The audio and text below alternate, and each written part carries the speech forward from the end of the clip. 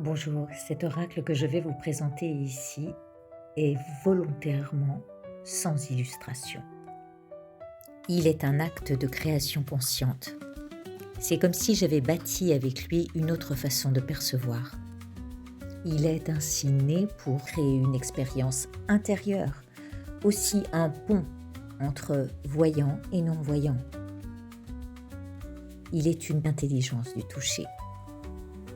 Parce que l'ignorance nous part d'un esprit aveugle, la force de l'oracle que je vous présente ici pousse à bâtir ses fondations intuitives à partir de sensations tactiles.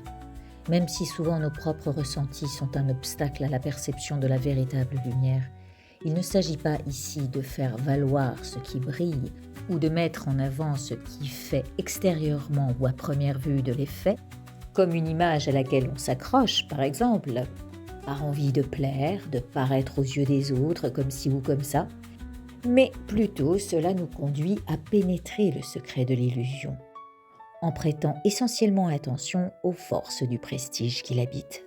C'est la raison pour laquelle on doit rester lucide face à ce que l'on croit voir.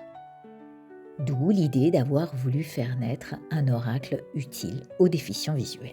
Dans l'oracle des 44 ou 88 antonymes d'Aliaské, l'arbre symbolise la capacité d'être en éveil tout le temps. Comme le Bouddha expérimenta l'illumination sous l'arbre de Bodh Gaya en faisant barrage aux démons qui lui apparaissaient pendant sa méditation juste à la force de son esprit. Si l'on observe l'arbre dans sa totalité au verso de chaque carte du jeu, tout tourne autour des enseignements du Bouddha, comme la plupart des créations de Aliaské.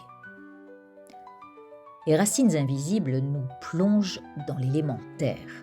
Elles représentent les conditions et les influences qui participent à l'apparition des phénomènes dans nos vies. Le tronc que nous voyons tous, en général, évoque ce « je », cette identité solide et visible, mais qui n'existe qu'en dépendance de tout ce qui la nourrit. Les branches, elles, qui représentent l'élément bois, nos actions, s'élèvent vers le ciel. Elles sont le résultat de nos pensées. Elles se déploient dans le mental, renvoyant ici à l'élément air. Quand les fleurs et les fruits sont les réalisations de nos projets et de nos désirs, en conséquence sont les avantages et profits qui en marquent les bénéfices, le métal, c'est la partie la plus exaltée de nos pensées qui sème la construction des projets futurs jusqu'à leur récolte. Souvent, l'on s'accorde à entendre « D'ailleurs, moi, je ne crois que ce que je vois ».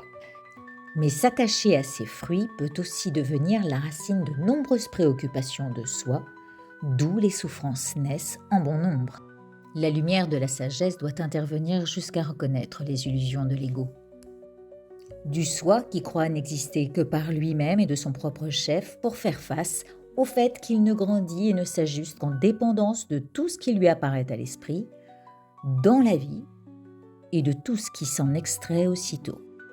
Au centre de l'arbre se distingue un symbole.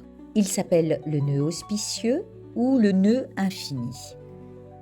C'est un symbole très précieux chez les bouddhistes tibétains. Il signifie « j'existe en dépendance de ».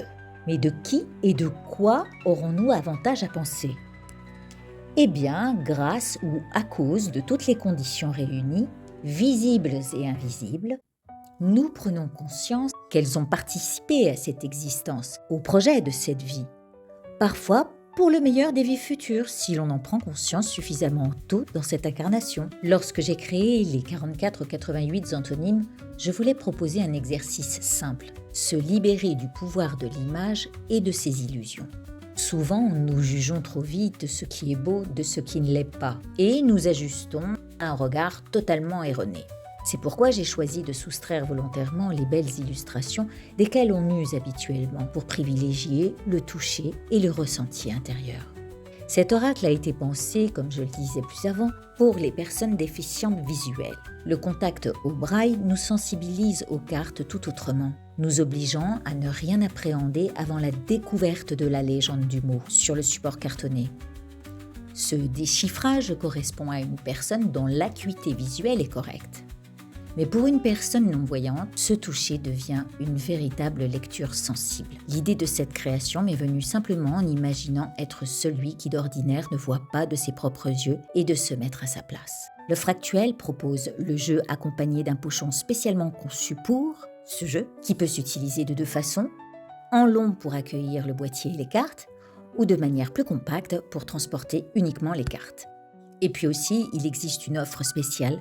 Vous pouvez gagner ce jeu en utilisant le code promotionnel 44AK lors de l'achat de la collection des 3 jeux Ivoire et Or 3 en 1. Vous trouverez ça sur le site. Je vous remercie et vous dis à très bientôt.